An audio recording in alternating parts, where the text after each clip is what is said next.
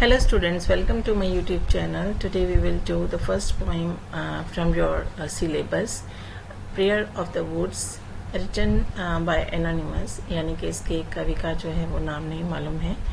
And this poem is taken from your book A Rainbow of English, class 12th, in the subject of General English, Punjab School Education Board.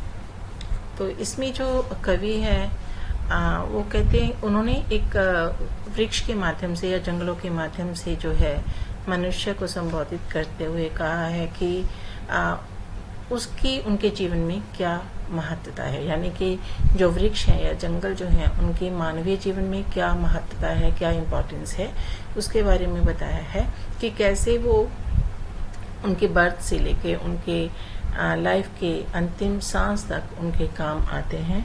और वो उनको बड़ी ही मनुष्य को बड़ी ही humble prayer करते हैं कि वो उन्हें काटे नहीं, क्योंकि वो उनके लाइफ में बहुत सारे जो हर पड़ाव पे उनके काम आते हैं. तो चलिए इस पोएम को हम करते हैं. I am the heat of your heart on the cold winter nights. Heat of your heart, heat means गर्मी, ऑफ योर हार्ट मीन्स अंगीठी, जो भी फायर प्लेस होता है वो. On the cold winter nights, सर्दी की जो ठंडी रातें होती हैं उसमें.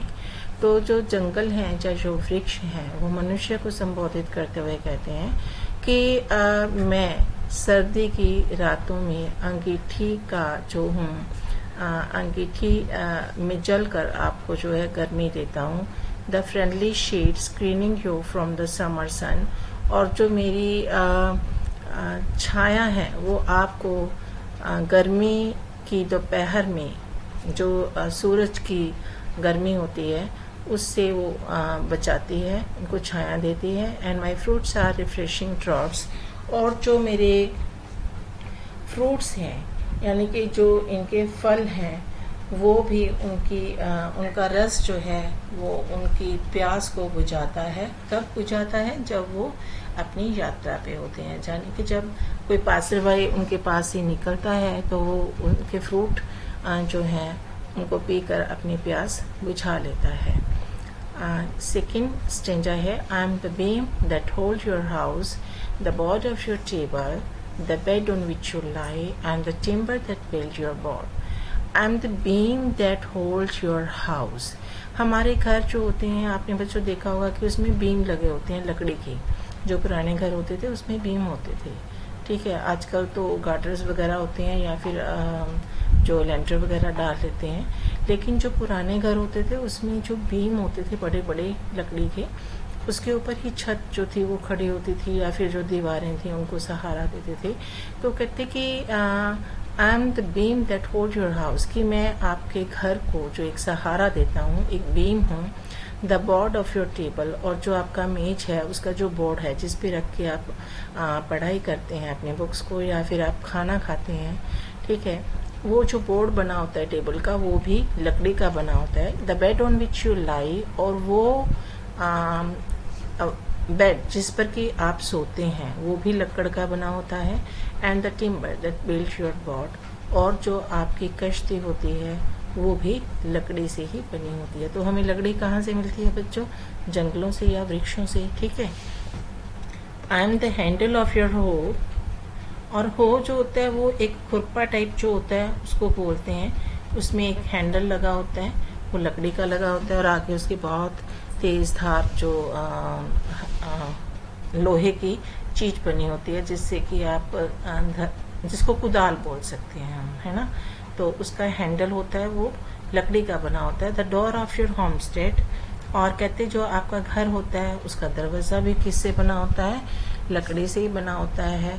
The wood of your cradle, cradle से मतलब है आपका झोला. ठीक है, जब छोटा बच्चा होता है उसके लिए हम झोला बनाते हैं तो वो भी लकड़ी का बना होता है.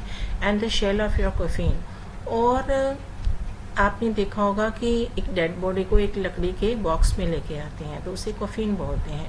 तो कहते हैं वो कॉफिन का कवर भी जो है किससे बना होता है? लकड़ी से बना होता है. तो इस स्टेंजा में जो इन लाइंस में क्या कहा गया है कि जो वृक्ष होते हैं या जो जंगल होते हैं उनकी लकड़ी जो है वो हमारे कैसे काम आती है.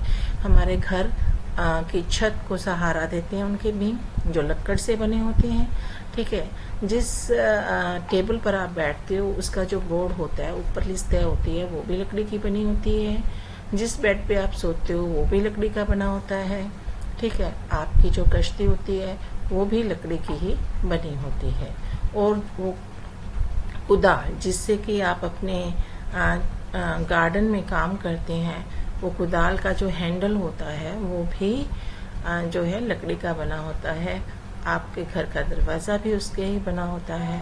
और जो झोला होता है वो भी लकड़ी का होता है। और जिसमें मरने के बाद इंसान को कवर किया जाता है, वो कफीन का जो कवर होता है वो भी लकड़ी का ही होता है। तो कितनी तरह से देखो ये जो लकड़ी है हमारे काम आती है।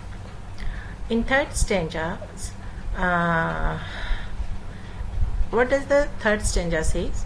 I am the bread of kindness and the flower of beauty. अब इसको bread of kindness क्यों बोला गया है और flower of beauty क्यों बोला गया है?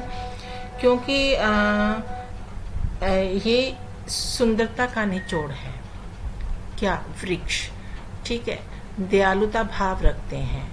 दयालुता भाव कैसे रखते हैं कि इनको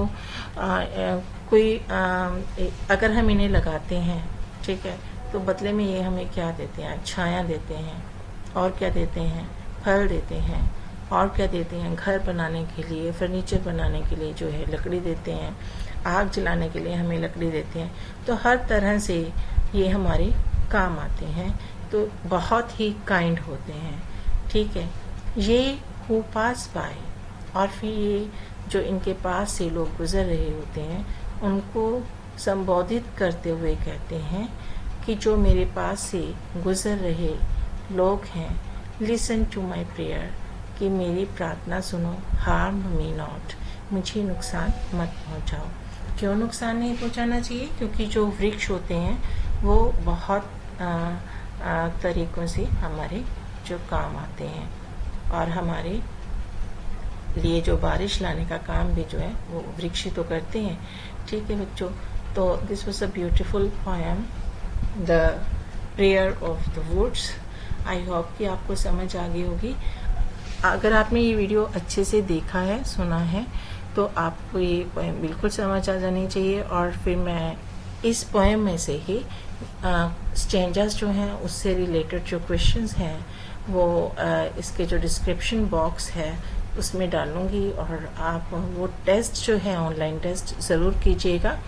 अगर आपको फुल मार्क्स नहीं आते हैं, दैट मीन्स कहीं ना कहीं आपने इस वीडियो को अच्छे से नहीं सुना है। तो इस वीडियो को ज़रूर ध्यान से सुनिएगा और टेस्ट ज़रूर कीजिएगा। Wish you all the best. See you next time in my next video with a new topic. Till then, goodbye. Have a nice time.